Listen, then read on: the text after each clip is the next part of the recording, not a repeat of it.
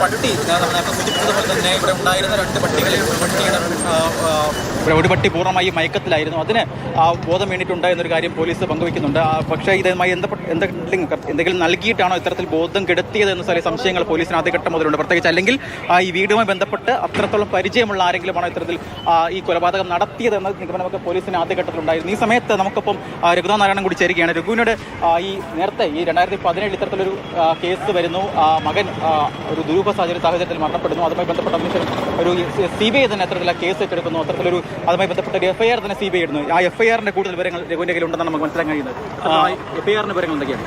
ഷിരോജി, ഗൗതം മരിക്കുന്നതുമായി ബന്ധപ്പെട്ട് Kerala police case register ചെയ്തിരുന്നു. പിന്നീട് അത് ജില്ലാ ക്രൈംബ്രാഞ്ച് അടക്കം അന്വേഷിക്കുകയും അതൊരു സൂയിസൈഡ് ആണ് എന്നുള്ള തീരുമാനത്തിലേക്ക് എത്തുകയായിരുന്നു. പിന്നീടാണ് വിജയകുമാർ ഹൈക്കോടതിയിൽ പോവുകയും ഹൈക്കോടതിയുടെ നിർദ്ദേശപ്രകാരം കേസ് CBIക്ക് കൈമാറുകയായിരുന്നു. അതായത് വിജയകുമാറിന്റെ പ്രധാനപ്പെട്ട വാദം ഈ മഹസർ റിപ്പോർട്ടും ഒപ്പം തന്നെ പോസ്റ്റ്മോർട്ടം റിപ്പോർട്ടും ഒക്കെ പരിശോധിക്കുമ്പോൾ അതൊരു സൂയിസൈഡ് അല്ല, മറിച്ചൊരു കൊലപാതകമാണ് എന്നതിന്റെ തെളിവുകൾ അതിനകത്തുണ്ട്. അതുകൊണ്ട് കൃത്യമായ അന്വേഷണം നടക്കണം എന്നുള്ളതാണ് CBIയോട് കോടതിയോട് ആവശ്യപ്പെട്ടത്. അതിന്റെ അടിസ്ഥാനത്തിൽ ഹൈക്കോടതിയാണ് CBI അന്വേഷണത്തിന് നിർദ്ദേശിച്ചത്. അതിന്റെ അടിസ്ഥാനത്തിൽ CBI FIR രജിസ്റ്റർ ചെയ്തിട്ടുണ്ട്. ഏകദേശം 1 മാസമേ ആയിട്ടുള്ളൂ. അതിന്റെ ഒരു പ്രാഥമികമായിട്ടുള്ള നടപടിക്രമങ്ങളാണ് നിലവിൽ CBI നടത്തിക്കൊണ്ടിരിക്കുന്നത്.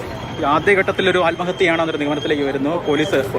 ലോക്കൽ പോലീസ് അന്വേഷിക്കുന്ന സമയത്തൊക്കെ ഒരു ആത്മഹത്യയാണ്, ഒരു ഡിപ്രഷൻ ഗൗതം എന്ന് പറയുന്ന മകൻ ഉണ്ടായിരുന്നു എന്നൊക്കെ ഒരു ആദ്യഘട്ടത്തിൽ. തുടർന്ന് ഈ CBI അതൊരു ആത്മഹത്യയല്ല, അതൊരു അന്വേഷണം നടക്കണമെന്ന നിലയിലേക്ക് എത്താനുള്ള വാദങ്ങൾ, അത്തരത്തിലുള്ള കാര്യങ്ങളൊക്കെ എന്തായിരുന്നു? ഈ വിജയകുമാർ മകനെ കാണാനില്ല എന്നുള്ളൊരു പരാതിയാണ് ആദ്യമേ പോലീസ് സ്റ്റേഷനിൽ നൽകുന്നത്. അതിന്റെ അന്വേഷണം നടക്കുന്നതിനിടെയാണ് ഇവിടെ കാരിത്താസ് റെയിൽവേ ക്രോസിൽ ഗൗതമിന്റെ മൃതദേഹം കണ്ടെത്തുന്നത്.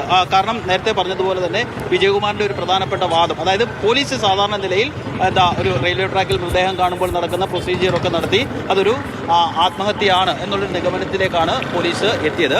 പക്ഷേ വിജയകുമാർ ഈ കേസുമായി ബന്ധപ്പെട്ട് മുന്നോട്ട് പോയി കോടതിയിൽ അന്വേഷണ സംഘം റിപ്പോർട്ട് സമർപ്പിച്ചതിന് പിന്നാലെയാണ് ഹൈക്കോടതിയിൽ പോവുകയും ഹൈക്കോടതിയിൽ വിജയകുമാറിന്റെ പ്രധാനപ്പെട്ട വാദം എന്ന് പറയുന്നത് പോസ്റ്റ്മോർട്ടം റിപ്പോർട്ടിലാണെങ്കിലും സ്ഥലത്ത് നിന്നാണെങ്കിലും ഇതൊരു ആത്മഹത്യ അല്ല എന്നുള്ളതിന്റെ കൃത്യമായ തെളിവുകൾ ഈ പോലീസ് തയ്യാറാക്കിയ മഹസറിൽ അടക്കമുണ്ട്.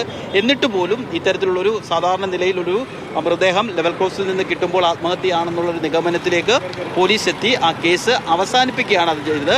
ഏക മകനാണ് എന്ന് മാത്രമല്ല, അതുകൊണ്ട് തന്നെ ഈ മകന് എന്താണ് സംഭവിച്ചതെന്നുള്ളൊരു കൃത്യമായ വിവരം അറിയാനുള്ളൊരു അവകാശം അച്ഛനുണ്ട്. അതിൻ്റെ അടിസ്ഥാനത്തിലാണ് അദ്ദേഹം ഹൈക്കോടതിയിൽ പോവുകയും ഹൈക്കോടതിയിൽ ഈ അച്ഛൻ്റെ വാദം അംഗീകരിച്ചുകൊണ്ട് CBI അന്വേഷണത്തിന് ഉത്തരവിടുകയും ചെയ്തത്. CBI അന്വേഷണത്തിന് ഉത്തരവിട്ടതിന് ശേഷം അതിൻ്റെ വലിയ സമയമായില്ല, ആ കേസ് മുന്നോട്ട് പോകാനുള്ള അധിക സമയമായിട്ടില്ല. പ്രാരംഭഘട്ടത്തിലാണ് CBIയുടെ അന്വേഷണം നടന്നുകൊണ്ടിരിക്കുന്നത്.